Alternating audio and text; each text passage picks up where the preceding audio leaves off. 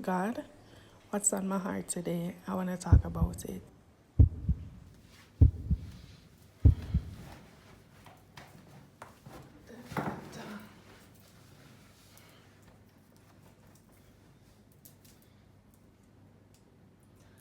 So there's a lot I can talk about today because it's a good day and it's just a good day. Like it's a really good day.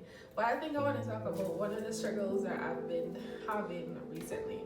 So everywhere on social media, I've scrolled, I've heard people talking about maladaptive dreaming.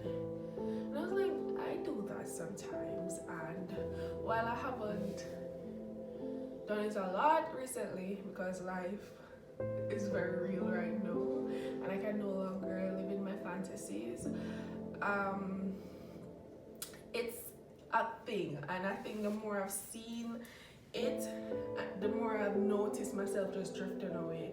Just random moments of the day, I will a scenario will pop up in my head and I'll just play into it. And I think growing up I always thought it was like something that being a creative person comes with, like oh my god, like I create stories in my head, like I'm creative. And then I realize how negative it can be, especially if you have it so bad that you rather live in your fantasies and the scenarios you make up in your head. You find yourself leaving places early, you find yourself going to bed early just so you can continue your movie in your head. And I think that's where it gets a little tricky because life is happening but you rather live in a fantasy. And then when you create scenarios in your head like that, when things don't things in the real life don't match up to those, I think it can create a little bit of discontentment. And a lot of people have been saying that, and I've seen where or how it can be like that. And I've been just trying to fight it. Like, and it's not like even creating like whole dramas again. It's like a situation happening and me thinking about how I would have done it differently and just rehearsing things in my head. And yes, for the overthinkers, I know it's a little bit hard to pull yourself back, but there's something that I have known a very long time ago, and I think I'm getting better at it.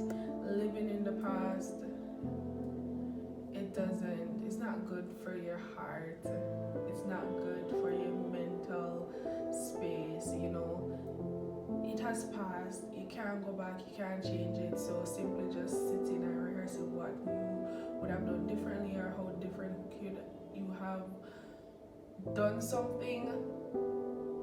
Sure, reflection is always good because they say hindsight is 2020, but living in it and soaking in it is taking it a bit too far and it's not healthy.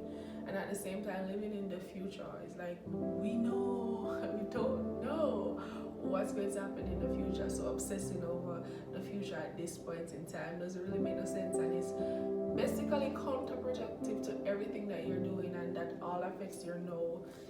So my hope is that I get to a point where I'm so strong-willed in my mind that I don't drift away. I know it's going to be hard, but the fact that I'm noticing it and I'm trying to pull myself back is a start, and I'm just going to push forward. And like the other day, like I found myself going off so many times. I was like, God, what is this? What is this? Like, why am I getting this fight? Like, what is this? And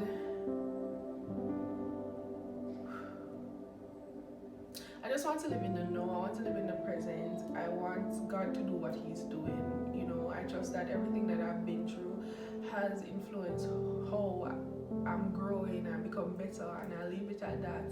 And I also don't want to live in the future because I know that once I lean on God and trust in His will and His wants and His needs for me, then I'll be fine in the future and I have nothing to worry about. So my aim right now is to make the best of the life right now that I have today and not worry about tomorrow. I'll plan for the future. I'll always plan for the future, but trust in God's way and God's will is ultimately what I want to do. And I just don't want to maladaptive dream anymore, and it's hard. So if you're somebody who have, if you didn't realize that it wasn't like you just kind of decode your situation and see how it has affected you and some of the negatives that can come from it, and try to break the habit if you find it so. But I'll encourage you either way, even if you don't want to, just to look deeply and try to make the change, because it's distracting